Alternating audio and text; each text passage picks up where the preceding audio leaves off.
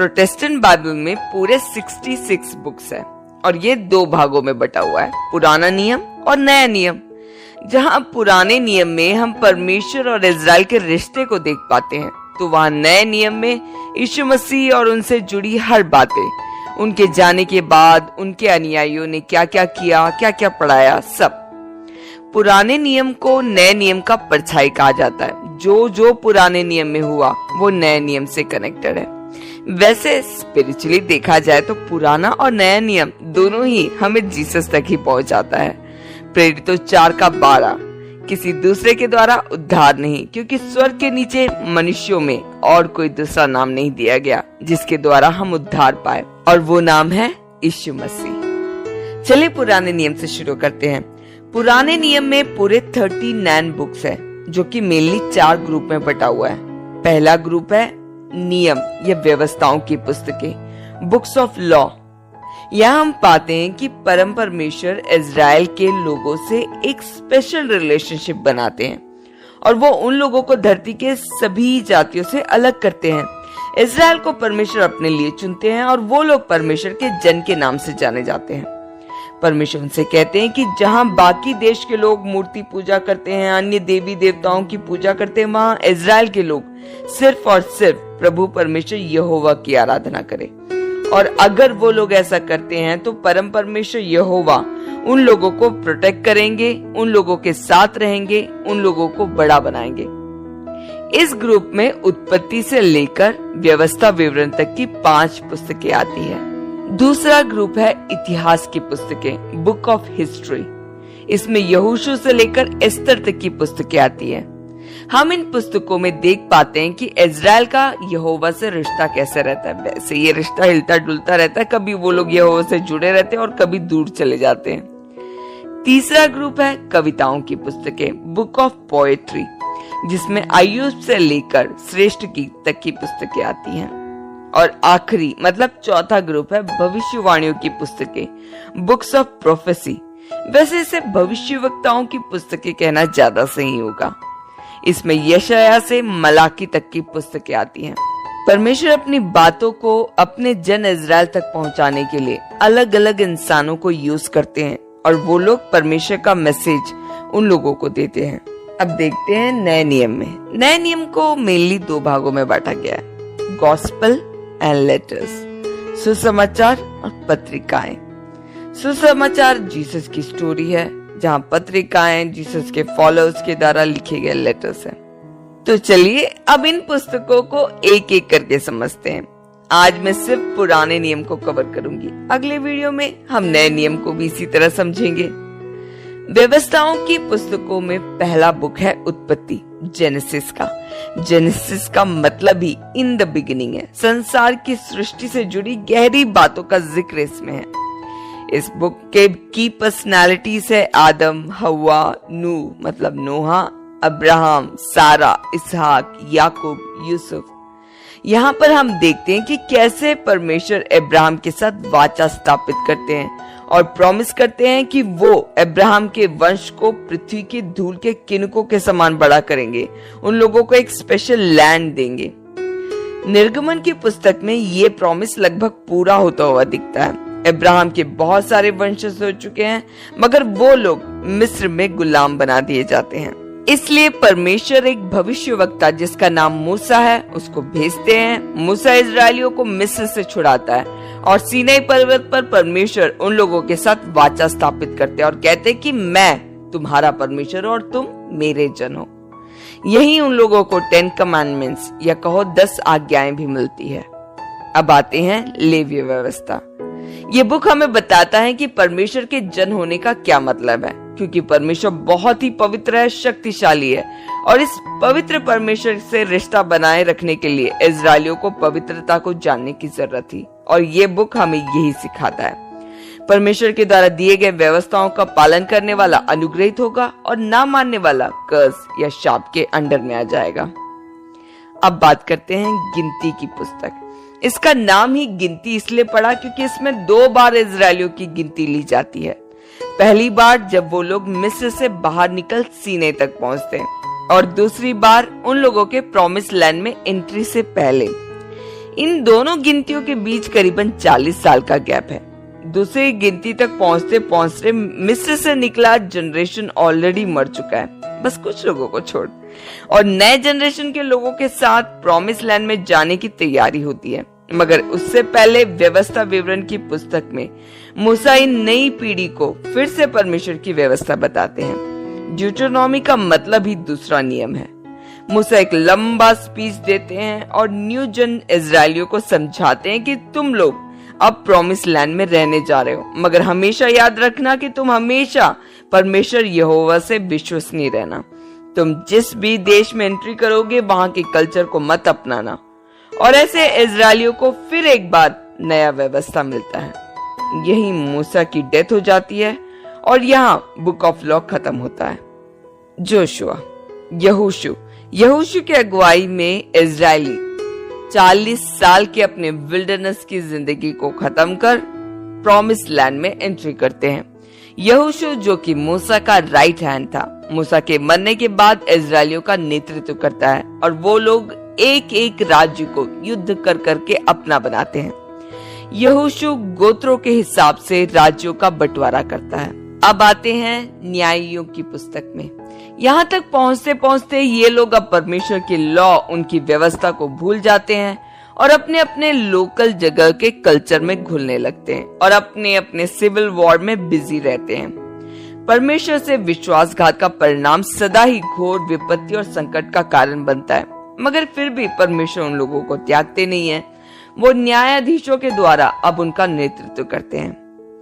तब के न्यायी आज की विधि व्यवस्थाओं के न्यायाधीशों के समान न होकर अधिकतर सेना नायक थे। उनमें से एक प्रसिद्ध न्यायी शिमशोन था। इजरायली फिर भी परमेश्वर को लेकर कॉन्स्टेंटली फेथफुल नहीं रहते हैं। अब आते हैं रूत में। न्यायियों के उग्र समय में घटी एक घटना है ये। एक मोआबी स्त्री रूत, जिसका विवाह एक इजरायली पुरुष से हो जाता है। उसके पति की मौत के बाद भी वो अपनी सास से असाधारण तरह से प्यार दिखाती है और इजराइल के परमेश्वर को, ज्यू फेथ को पूरे दिल से अपनाती है और अपने सास के साथ वापस इजराइल पहुंचती है और बोअज से शादी करती है और इजराइल के सबसे महान राजा दाऊद की परदादी बनती है। पहले शमूएल तक पहुंचते पहुंचते इजराइल परमेश्वर से डिमांड करते हैं कि जैसे दूसरे राज्यों के पास राजा है वैसे हमें भी राजा चाहिए, और ऐसे शाऊल इजराइल का पहला राजा बनता है। मगर वो यहोवा से विश्वसनीय नहीं रहता है और इजराइल के राजा के लिए दाऊद का सिलेक्शन होता है। पहला और दूसरा शमूएल, पहला और दूसरा राजा और पहला और दूसरा इतिहास की पुस्तक में हम राजा दाऊद के किंगडम और उनके वंशजों के राजत्व को पढ़ते हैं। दाऊद परमेश्वर के लिए एक मंदिर बनाना चाहता था, मगर उसका बेटा सुलेमान पहला मंदिर बनाता है। दाऊद की मौत के बाद इजरायली परमेश्वर से विश्वसनीय नहीं रहते हैं और लॉ का भी पूरी तरह पालन नहीं करते हैं। पाप में लीन हो जाते हैं और परमेश्वर का क्रोध उन पर आता है और ऐसे इजरायलियों को बदुआई कैप्टिविटी में जाना पड़ता है। बेबीलोन जब उनको कैप्टिव बंदी बनाता है तब वो सुलेमान के द्वारा बनाए मंदिर को तहस नहस कर देते हैं और सारा चीज लूट लेते हैं। बदुआई में वो लोग हमेशा के लिए नहीं रहते। 70 साल वहां रहने के बाद इज़रा के समय में वो लोग वापस आते हैं और मंदिर की पुनर्स्थापना होती है। नहम्याह के बुक में हम देखते हैं कि कैसे नहम्याह यरूशलेम के शहर पनाह वॉल्स को स्थापित करने में इजरायलियों का नेतृत्व करता है। अब आते हैं एस्तर की पुस्तक में। एस्तर एक बहादुर यहूदी स्त्री है जो अपने अदम्य साहस के द्वारा और अपनी इजरायली जाति के प्रति समर्पण के कारण उन्हें उनके शत्रुओं के हाथ पूरी तरह नष्ट होने से बचा लेती है। ये घटना भी इजराइल से बाहर ही घटी थी और यहाँ इतिहास से जुड़ी हर पुस्तक खत्म होती है। अब आते हैं कविताओं की पुस्तकों में। कविताओं की पुस्तक में बड़े बड़े बुद्धिमान लोग दुनिया के प्रॉब्लम्स को, उसके सॉल्यूशंस को ढूंढने की कोशिश करते हैं। वो लोग दूसरे ही एस्पेक्ट से, दूसरे ही एंगल से वर्ल्ड को एक्सप्लोर करते हैं। अय्यूब की पुस्तक में हम देखते हैं कि अय्यूब बहुत ही भला व्यक्ति होता है, उसके साथ बहुत बुरा होता है। सब अच्छा अच्छा करने के बावजूद वो अपनी जिंदगी के ऐसे छोर में खड़ा होता है जहां उससे सब छिन जाता है। उसकी पत्नी, उसके बच्चे, यहाँ तक कि उसकी संपत्ति, उसका हेल्थ। और ये बुक ये सवाल उठाता है कि क्यों परमेश्वर अच्छे लोगों के साथ बुरा होने देते हैं। अब बात करते हैं भजन संहिता की। ये एक आराधना की पुस्तक है। इसमें 150 गाने और कविताएं शामिल है जो यहूदी लोग अपने आराधना के समय यूज करते हैं। नीति वचन की पुस्तक कहावतों और लोकोक्तियों के रूप में नैतिक और धार्मिक शिक्षाओं का एक संग्रह है। यहूदी लोग अपने यंग जनरेशन को ये सिखाते हैं ताकि वो लोग अपने लाइफ में सही फैसले ले पाए। अब आते हैं सभा उपदेशक, जो ये समझाता है कि एक्चुअल में जिंदगी क्या है और कैसे जिंदगी की कठिन परिस्थितियों को बुद्धिमत्ता से डील किया जा सकता है। वैसे एक लुक में इस बुक के विचार हमें नकारात्मक और निराशाजनक लग सकते हैं, मगर एक्चुअल में ये बहुत ही प्यारी बुक है जो जीवन की वास्तविकता का आईना है। श्रेष्ठ गीत, ये एक लव पोएम है जिसे सुलेमान के गीत का नाम दिया गया है। वैसे यहूदी अक्सर इन गीतों की व्याख्या परमेश्वर और उनके लोगों के बीच के संबंध के चित्र के रूप में करते हैं। और यहाँ कविताओं की पुस्तक खत्म होती है। अब हम अगले पार्ट में आते हैं, भविष्यवक्ताओं की पुस्तक, जिसे मेनली 2 भाग में बांटा गया है, मेजर और माइनर प्रोफेट्स। माइनर प्रोफेट्स के 12 बुक्स हैं जो होशे से मलाकी तक हैं। हम देखते हैं कि परमेश्वर इजरायलियों से इन भविष्यवक्ताओं के द्वारा बातें करते हैं। यशाया परमेश्वर के न्याय के बारे में इजरायलियों को बताते हैं। इस पूरे प्रोफेटिक बुक्स में एक बात कॉमन है कि सब में उन लोगों को परमेश्वर के पास वापस लौटने की चेतावनी दी जाती है और अधिकतर लोग उस चेतावनी को अनसुनी कर देते हैं और परिणाम स्वरूप खुद के सर्वनाश को नेवता देते हैं। यशाया पॉजिटिव और नेगेटिव प्रोफेसी का मिक्स कॉम्बिनेशन है। इसमें से कुछ प्रोफेसी तब की गई थी जब कुछ यहूदियों को बेबीलोन में बंदी बनाकर ले जाया गया था। प्रोफेट यशाया उनके वापस लौटने की भी प्रोफेसी करते हैं। अब आते हैं यिर्मयाह, जो कि ऐसे भविष्यवक्ता हैं जिन्होंने बेबीलोन की बदुआई की भविष्यवाणी भी की थी और उसे अपने आंखों के सामने पूरा होते हुए भी देखा था। वो बार बार इजरायलियों को उनके पापों से मुंह फेरने और यहोवा की ओर लौट आने का आह्वान करते हैं, मगर उन लोगों ने उनकी नहीं सुनी। अब बात करते हैं विलाप गीत की। ये पुस्तक 5 कविताओं का संग्रह है। यरूशलेम के विनाश और उसके परिणाम स्वरूप यरूशलेम के खंडर में बदल जाने और उन लोगों के बदुआई में चले जाने पर विलाप करने के लिए लिखी गई थी।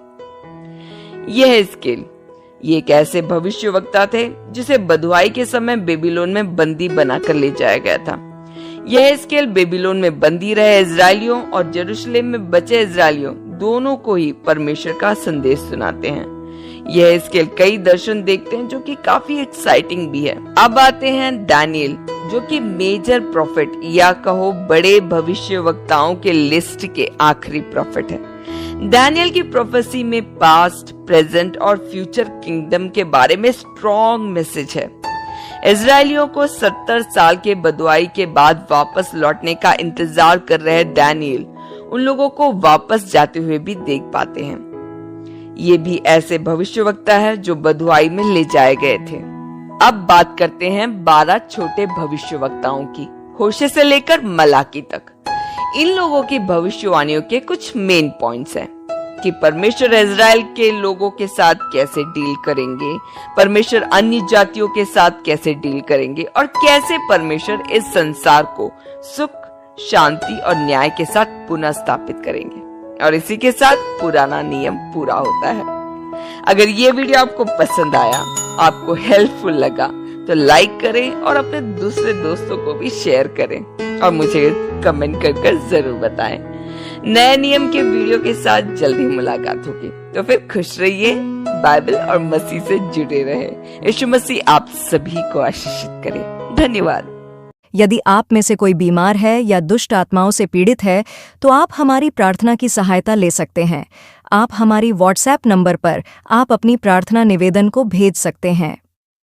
हमारा चैनल का मकसद प्रत्येक लोगों को पवित्र आत्मा की अगुवाई के साथ स्वर्ग राज्य तक कैसे पहुंचना है, उनके विषय में एजुकेट करना है, जिसमें हमारा उपवास प्रार्थना के साथ वीडियो को क्रिएट करके चैनल पर अपलोड करना है, जिसमें काफ़ी खर्च आता है। हम चाहते हैं कि इस महान कामों को आगे बढ़ाने के लिए आप भी हमारे चैनल को दान और दशमांश और अपनी प्रार्थना के द्वारा हमें सपोर्ट करें। हमारा SBI अकाउंट नंबर है 384637966127 IFSC SBIN। इंटरनेशनल ट्रांजैक्शन के लिए हमारा स्विफ्ट कोड है SBININBB। हमारा फ़ोन पे, गूगल पे और पेटीएम नंबर है 9156777396। धन्यवाद। मैं उन सभी लोगों को विशेष धन्यवाद देना चाहता हूं जो आज हमारे चैनल के द्वारा प्रभु के महान कामों को आगे बढ़ाने के लिए अपनी दान दशमांश और प्रार्थना के द्वारा हमें सपोर्ट कर रहे हैं। मेरी आशीष की दुआ उन लोगों के साथ है कि प्रभु परमेश्वर उन लोगों को पृथ्वी पर और स्वर्ग पर 100 गुना फल देगा। आमीन। Yeah.